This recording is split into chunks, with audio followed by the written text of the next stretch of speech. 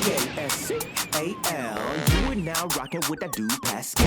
What's up? We're back at it again with another conversation about Diddy, or at least a lot of things that are revolving around Diddy. As you guys already know, he is in his big federal trial right now as we speak. He could be looking at the rest of his life behind prison bars, behind bars. It's really, really bad for him, obviously. But there's a lot of people that are starting to speak up again and give us more information that honestly, I did not expect to hear this story at all. And what we're talking about is Q from day 26. And again, he has spoken out before on Vlad TV. Now, I want to play this really quick so you guys remember, just a little quick trip down memory lane. It's just a snippet. I highly recommend you guys go check out my live where I watch the whole thing, or giving my commentary, or just go to Vlad TV and check out the full day 26 video, because this one went crazy viral as well. A lot of people were watching this, and yeah, it was very telling. It was heartbreaking because his team, his whole group were breaking down in tears. They were constantly having to take breaks because they were just so hurt. Okay, they were so moved, and they feel for their guy. Clearly, these guys went through some things, and they saw a lot of things that Q allegedly went through as well. And that shows, by the way, the camaraderie between these guys, the connection between these guys. They really got each other's back, which is an amazing and beautiful thing. But the things that he says in this video itself is heartbreaking. And he, clearly he's scared and he's worried and he's fearful for his life. Obviously, that's not something that the defense wants to hear in the courtroom, because they'll try to ask for a mistrial.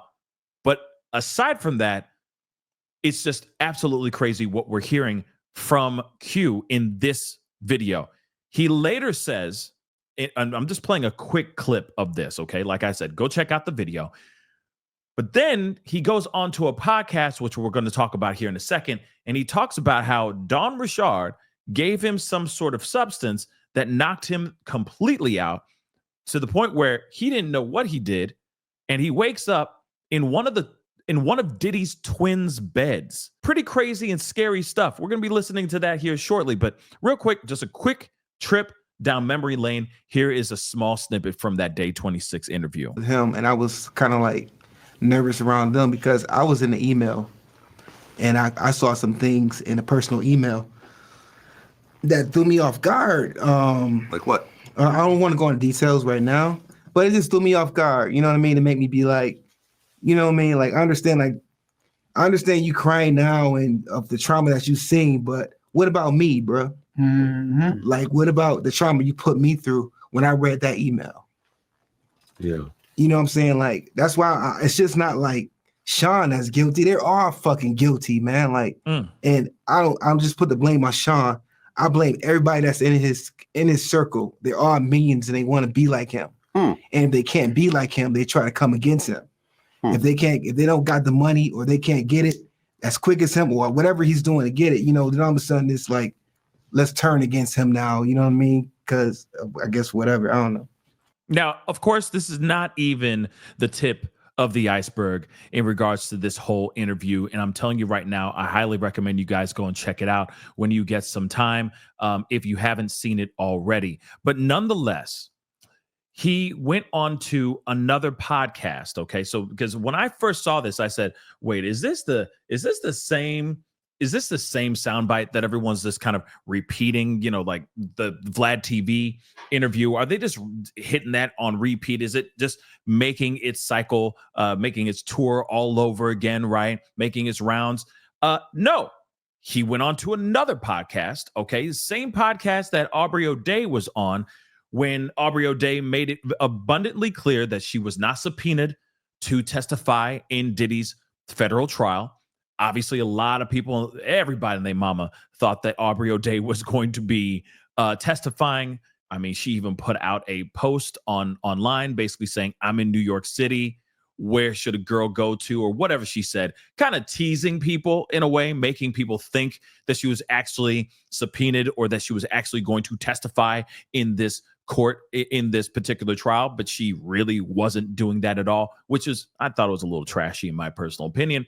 But nonetheless, This same podcast, okay, and these two people they were on some morning news show, and then long story short, they got caught bumping uglies, so they got fired for bumping uglies and all that. But they started their own podcast. Long story short, I forgot their names, but they started their own podcast, and they brought on Aubrey O'Day, and then Aubrey O'Day brought on Q from day 26. And again, he talks about this experience, which is very weird. So let me read this really quick. Q from day 26 says he believes Diddy tried to sacrifice him. He claims Dawn gave him, some E from Diddy that made him pass out in just 20 minutes. Then he woke up screaming, surrounded by cameras, allegedly. And apparently it was like the Diddy's twins that were filming him too. This is weird. And then it felt like someone was trying to hurt me or take me out. I gotta hit the dun dun dun. So this is what he's basically saying in this audio. We got to play it. Let's take a listen. I have to hop in and out for fair use and all that crap, guys, and put in my commentary. That's just how it is. Let's rock and roll. At this time, I was around Dirty Money for about a year while they were creating Last Train to Paris.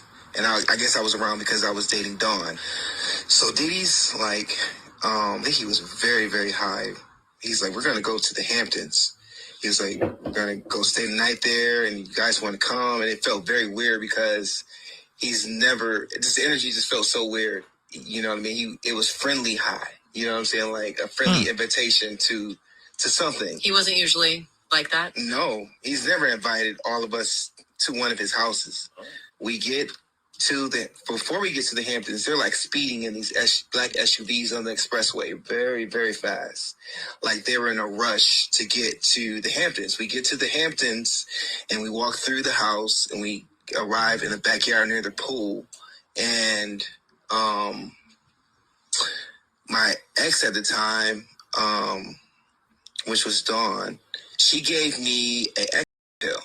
And she said... Is that what she said it was? Yeah, she said it was ecstasy, and she said it was from Puff to give to me. And it was red. And I took it because I thought I was going to get freaky with my girlfriend, you know? We tried ecstasy before, and I trusted her that's what it was. So I took it immediately, and she had one too. He gave her two of them. I took mine. Within like 20 minutes, I knocked out and blacked out. I woke up in the twins' bedroom in the basement. Okay, I got to pause there, and I'll roll it back a little bit so you guys can hear what he's saying about waking up in the twins' bed. Now, here's the thing, or one of the twins' bed. Here's the thing, though. The fact that he's saying that Dawn is the one that actually gave him the substance is actually very interesting.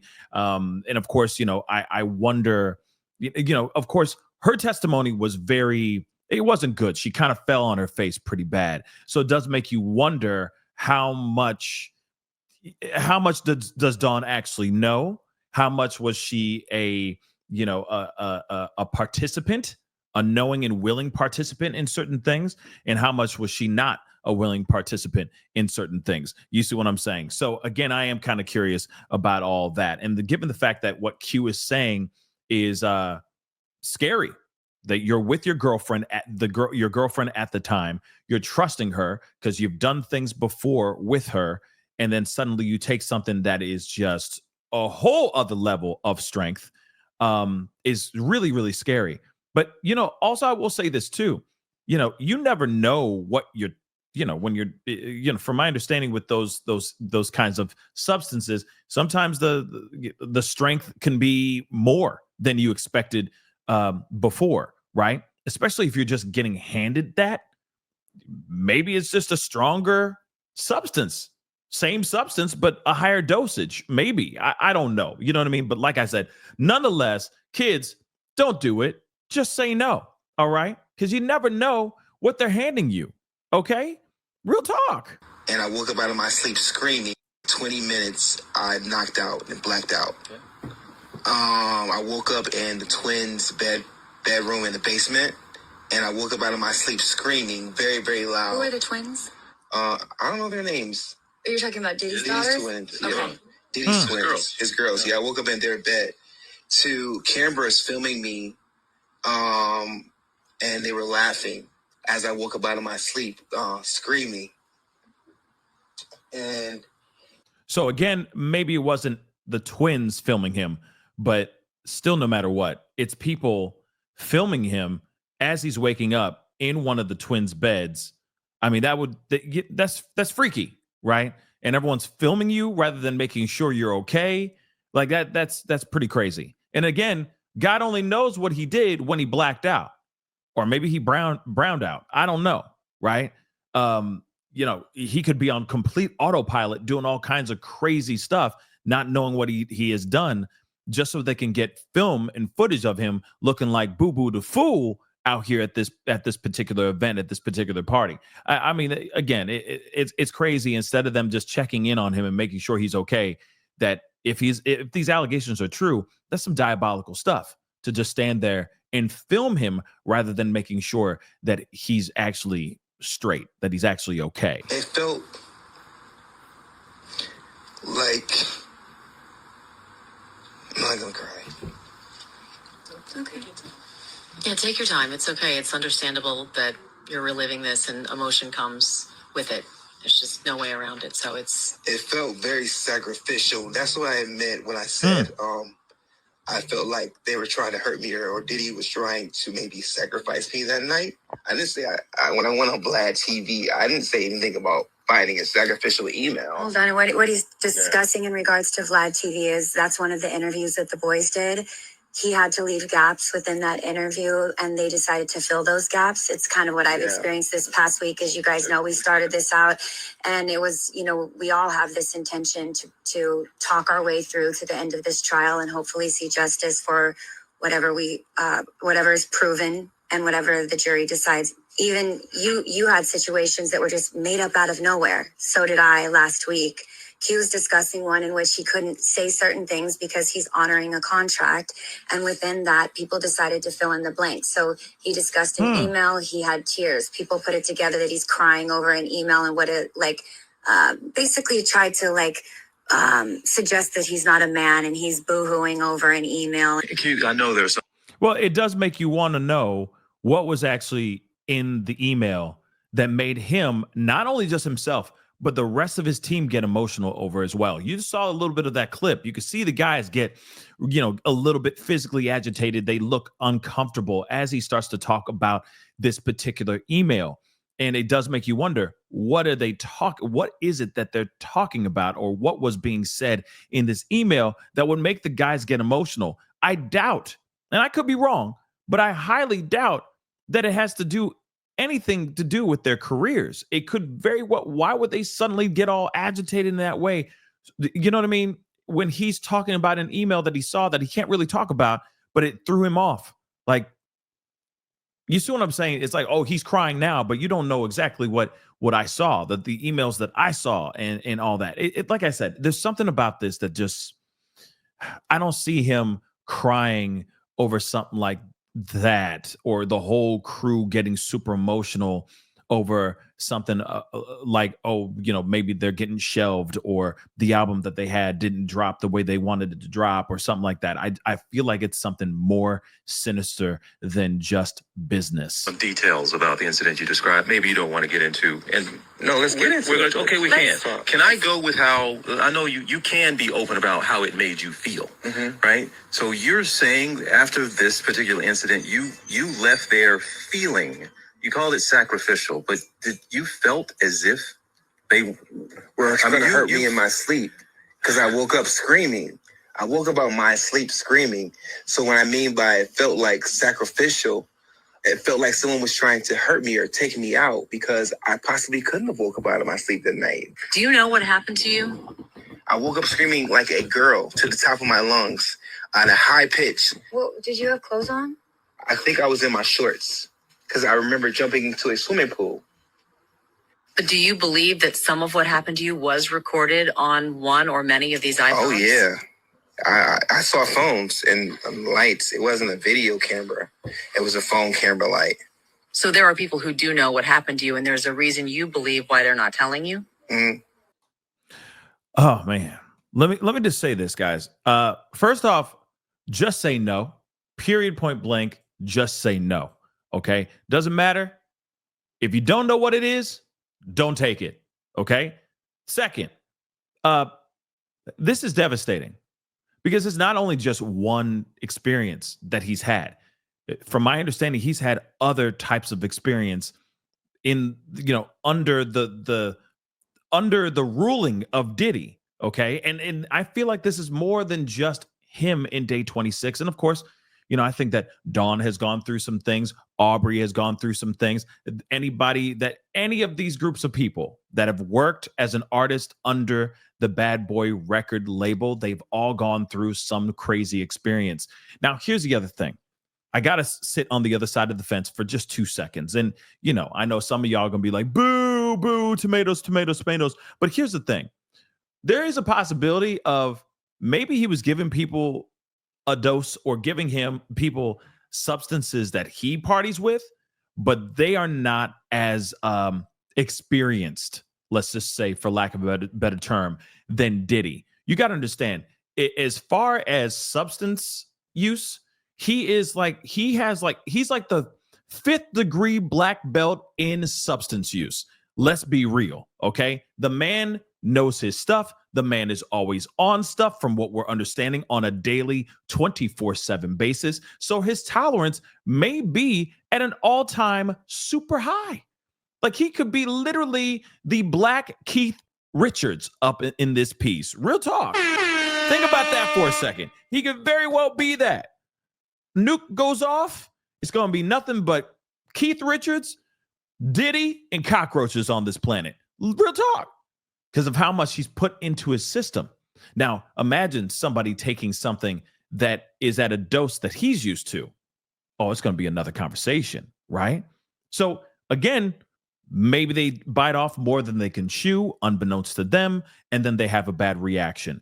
Literally, we have to put that option out there as well. That does not condone what happened to Q. It's absolutely devastating. And I guarantee you that this is a situation that a lot of other people have experienced from Diddy. And I'm sure he knows this and maybe has been using that kind of content or shooting that kind of content and holding that content for some sort of blackmailing thing or holding that over somebody so that they don't squawk, so that they don't talk. You see what I'm saying? So again, it's very, very crazy because we're already learning so much in this trial. It's only been 2 weeks in. We got 6 more weeks left. And this mother lover man, the stuff that's being exposed is absolutely shocking. But it also shows proof positive that this man is diabolical. So I wouldn't put it past him if he tried to do something to embarrass someone like Q or Dawn or any of these other artists that are under his label, just so he has control. He was already doing it with Cassie. What are the possibilities of him doing this to other people? And I'm telling you right now, the possibilities are endless now. We're going to be hearing from a whole lot of other victims here over the course of this trial. And they're probably going to say the same doggone things that Cassie was saying here too. There's a possibility, just a variation, right? They may just be different variations. But again, it's wild to me that Q went through what he went through. But I'm wondering if this is the only time. Like he just took something that was just really, really strong and he had a bad reaction to it. And instead of people being concerned for his safety, they're just filming it and, and laughing and, cackling at the situation. I'm wondering if this is the only time or if there are other times like this for him. And if it is, then I'd be like, stop taking things from Diddy or any person that's associated with Diddy, period, point blank. But what say you guys? Comment down below. Let me know what your thoughts are. It's heartbreaking, because I know that now, he has spoken out about having mental health issues and all that from the experiences that he has seen, the things that he went through. And there's a lot of other people that have gone through some serious mental health issues because of this man. Or because of their association with this man. So it does make you wonder, man, What else is out there? What else information is out there? Comment down below. Let me know what your thoughts are. Hit that like button down below. Crush that subscribe button. And we'll talk here soon. Be good to yourselves. Be good to one another. This is The Pascal Show. Bye. Pascal. You are now rocking with that dude Pascal. We be going wild.